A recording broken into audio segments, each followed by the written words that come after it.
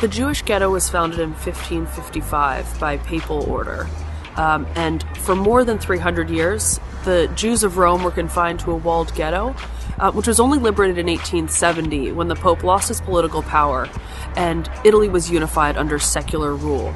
The area was flood-prone, the buildings of the ghetto were precariously built and fire-prone.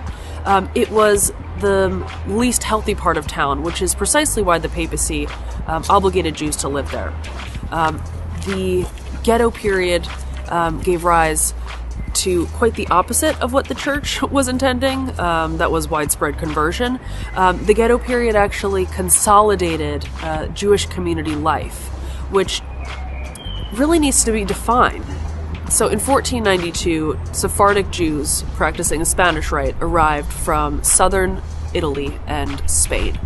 This is when Ferdinand and Isabella expelled Jews from their territory, which included all of southern Italy, and the Jews who settled in Rome were integrated into the local community, but still maintained their own rights. So during the Ghetto period, which came a bit later in 1555, the Sephardic Jews practiced their rituals in separate synagogues from the Italian Jews. So there was this incredible solidarity among members of Rome's Jewish community, although many different rites were being practiced.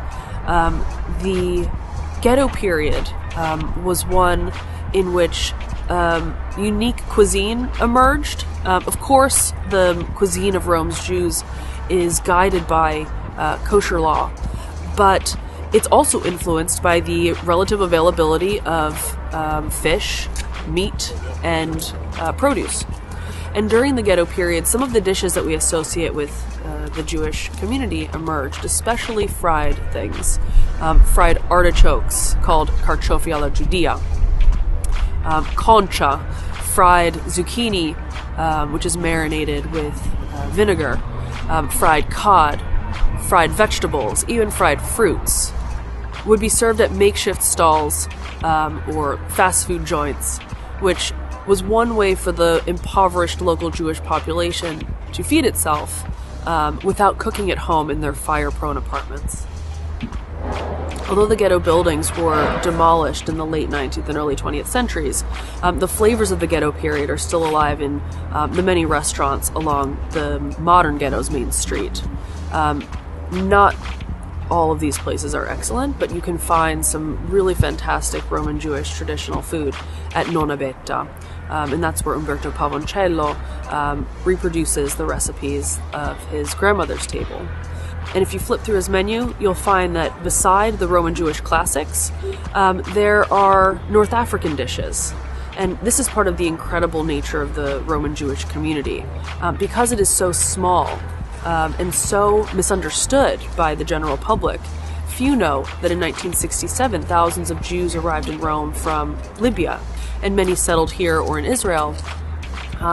But the Libyan Jewish community that is based in Rome has donated its recipes to this beautiful pastiche that we can see in action on Roman tables today.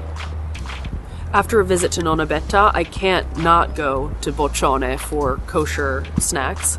The biscotti, amaretti, pizza ebraica, all of the Roman Jewish specialties that are sold there, which also include this incredible ricotta cake, are traditional family recipes that have been produced for generations. And they use classically Roman flavors, but when you taste things like the pizza ebraica or a Jewish pizza, and you see the pine nuts and raisins and brightly colored candied fruits, it feels like a page out of Sicilian dining, a reminder of the Sephardic community that arrived in 1492. So when you visit Rome's Jewish ghetto, you might not see the buildings of the period, but you can still taste its flavors.